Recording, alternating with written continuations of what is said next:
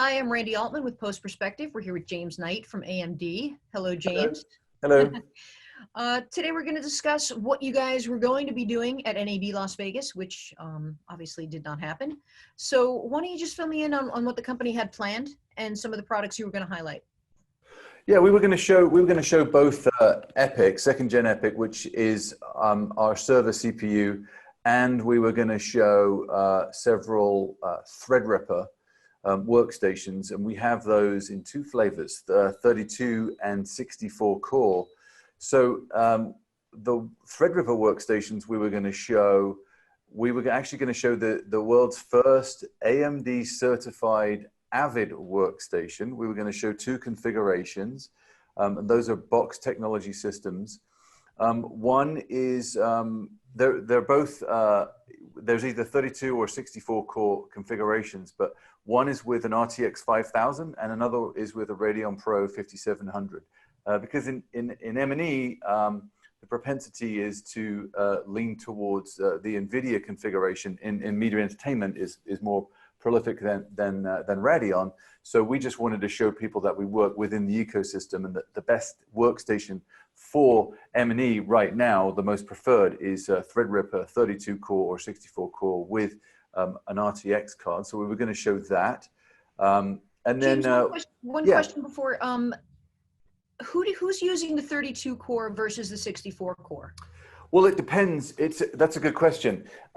All of these workstations, or the overwhelming majority of them, are going to be multi-purpose workstations. So you're not just going to be editing 8K footage on it. That's why we have the certification. It's the world's first 8K certified workstation that can do. There's no more online offline. It's just edit. There's no qualifier before edit. So, but you've got to think they're not just going to be editing. They're going to be doing other applications. Some of them are going to be CUDA dependent and some aren't. That's why we figured we would certify both configurations. But you might be running Maya on one, you might be doing V-Ray, you might be packaging IMF files, a bunch of different stuff. So they're multi-purpose workstations. So if you're a renderer or a visual effects artist, you might lean towards more having a 64 core Threadripper system as opposed to a 32. Because it's the same power envelope, the clock speed is higher for the 32 core.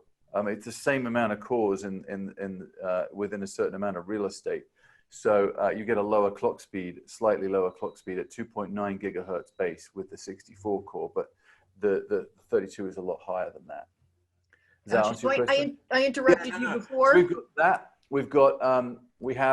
We've been working with Red Digital Cinema. So for the first time ever, they were able to see 8K editing in real time on just the CPU alone, with both 32 and then 64 core. We were going to show that with Red Digital Cinema.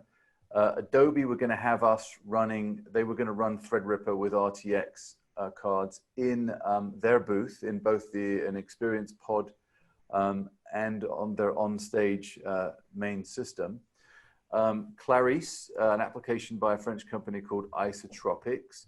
That's their preferred configuration, or I should say the configuration that gets the maximum results for their DCC application. Clarisse is Threadripper 64 core. So we were going to show Clarisse in the booth. Cortex by MTI Films, IMF packaging, interoperable master format, which is fun to say. That's the agreed upon QuickTime that when you finished color correcting your content, you deliver it to Netflix in IMF file, or HBO Max, or Apple TV. That's the accepted format now, is IMF file, IMF packaging. And then we were going to show V-Ray as well. So we have the top 2 spots on V-Ray. Technically, we have more than that. But the top V-Ray spot is one single Threadripper 64 core, which is just over 100,000 points in V-Ray. So you can look that up. We were going to show that too. So we've unearthed wins along the life of content from previs right the way through to delivery, and that's what we were going to show at NAB. Fantastic. let's also talk about remote workflows, because more and more companies are being forced to work that way right now. So what do you see happening, and how do you see this being a trend for the future? Because I do think that some of what's happening will stick with us. Yeah, no, I think it will too. I've been more productive working from home, which is weird. But I think we have our service CPU, second gen Epyc, which comes in well, several different flavors. But the 64 core in a dual proc system is 128 cores. So what we're seeing is more and more people, particularly now from working from home, having their artists and supervisors log into virtual machines with a configuration of multi GPU. So you might have up to an eight GPU, 128 core second gen Epyc system, where you can fit multiple artists on those workstations. Also at home, we've seen a lot of studios start purchasing Threadripper systems because of the dense amount of cores, so that they can be rendering at home and post-processing at home. But obviously, given this, there's no productions going on, so live action footage is drying up a bit now. Right, but animation is continuing. Oh yeah, animation. So yeah, conversely, animation is going just fine. They're logging into virtual machines and they're able to animate at their homes, whether it be on Threadripper machines or remoting into second gen Epyc workstations. But as you can imagine, rendering on that is quite fun. So and more and more people are doing that. So we're definitely seeing an uptick in virtual machines.